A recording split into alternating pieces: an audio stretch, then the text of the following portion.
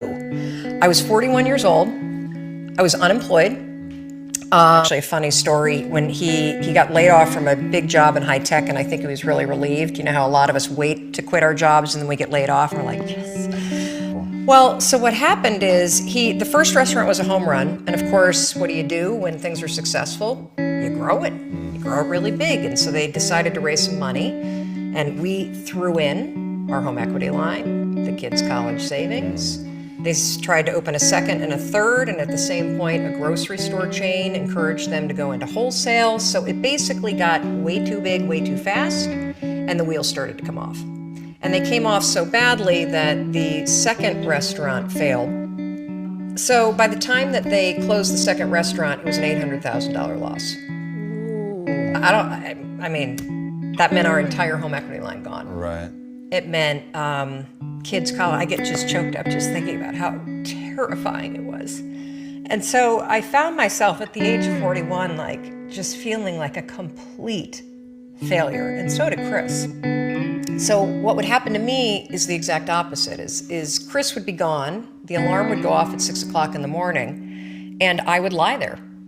And I would think about the lien on the house, and I would think about the bankruptcy that we were facing. And I would think about how much we had fought the night before. And I would think about the fact that I was unemployed. And I would hit the snooze button. I mean, why would you get up when your life is like that? In the scheme of life, hitting the snooze button is not that big of a deal. But here's the thing about life. None of us wake up and say, today is the day I destroy my life. What we do is we kind of check out because it feels overwhelming. Or we check out because we're afraid.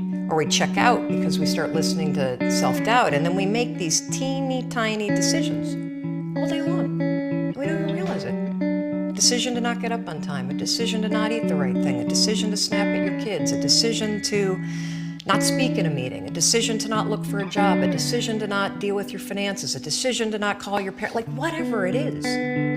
All day long, these tiny decisions that take you so far off track. And then you wake up like I did, and you look at your life and you think, how the hell did I get here?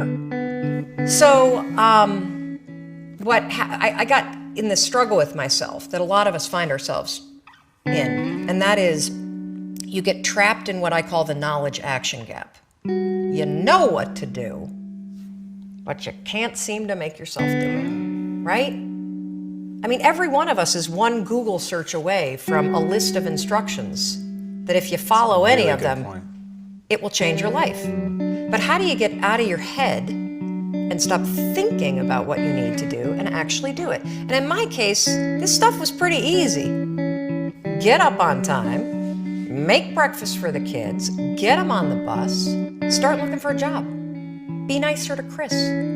Don't drink so much. Instead of isolating yourself, pick up the phone and call a friend. Get yourself out into the woods and go for a walk. Start running again. Like all these little things that I was capable of, but I couldn't get out of here. Could not get out of here. And if you're stuck, that's the problem. The problem is you're in your head, you're thinking. That is the universal problem. And it all starts with this knowledge of what to do, and then you hesitate and you think about whether or not you feel like doing it. So for a couple months, I was really stuck. Chris would get up at 6, I'd hit the snooze, and then I'd hit the snooze, and then I'd hit the snooze, the kids would miss the bus. And then every night I'd do the same thing. I'd go in bed. Have you ever had one of those nights? Probably before you started your company, but where you go in bed and you're like, all right, Tom, that's it. Tomorrow, it's the new me. Tomorrow, I'm gonna get up on time. I am gonna go to the gym. I am gonna look for a job. I'm not gonna drink so much. It's gonna be amazing. The new me, the future me. Woo! Let's do this, right? Then you go to bed, and you wake up 7 hours later, and you're like, I don't feel like the new me. It's the only. That's a stupid. See, motivation's garbage. It's never there when you need it, ever. And so here's what happened to me. And thank you for wearing the NASA T-shirt. It's a really stupid story. It's a powerful story. So one night, Chris had gone to bed. I'd been struggling. We still had all the same problems. We still had to lean on the house, still facing bankruptcy, still fighting like crazy. I was still unemployed. They still hadn't figured out like the solution yet for the business. And I was about to turn off the TV, and there on the TV, there was this rocket launching, and I thought, oh my gosh, that is it. I am gonna launch myself out of bed like a rocket ship, like NASA right here had launched me out of that bed. And I'm gonna move so fast that I don't think. I'm gonna beat my brain. Anyway, the next morning, the alarm goes off, and I pretended NASA was there. It's the stupidest story. I literally went 5, 4, 3, 2, 1. I counted out loud, and then I stood up. And I'll never forget standing there in my bedroom. It was dark, it was cold, it was winter in Boston. And for the first time in 3 months, I had beaten my habit of hitting the snooze button. I couldn't believe it, and I thought, wait a minute. Counting backwards, that is the dumbest thing I've ever heard in my entire life. Well, the next morning I used it again and it worked. The next morning I used it again and it worked. The next morning I used it again and it worked. And then I started to notice something really interesting. There were moments all day long, just like that 5-second moment in bed, where I knew, knowledge, what I should do. And if I didn't move within 5 seconds, my brain would step in and talk me out of it.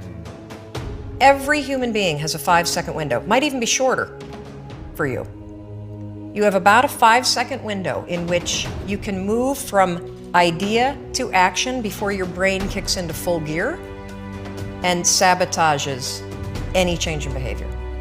Because remember, your brain is wired to stop you from doing things that are uncomfortable or uncertain or scary. It's your job to learn how to move from those ideas that could change everything into acting on them in the smallest moment. Because I went from getting up on time and waking up on time to shaking up my entire life. Because when you understand the power of a 5-second decision, and you understand that you always have a choice to go from autopilot to decision maker, everything in your life will change. You will be a different negotiator, you will be different in sales, you will be unstoppable in the gym, because you will realize the amount of garbage that you put in the way of your hopes, of your dreams, of your potential, of your confidence, of your courage. Everything comes down to the decisions that you make. We all know what to do.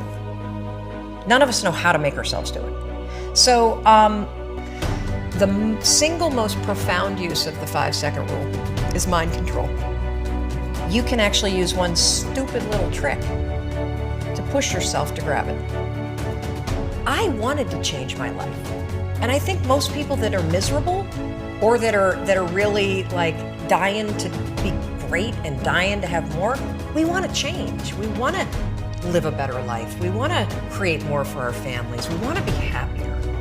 The desire is there. It's your job to push yourself. There are tricks that you can use that actually outsmart the tricks your brain plays on you. You can outsmart your own brain.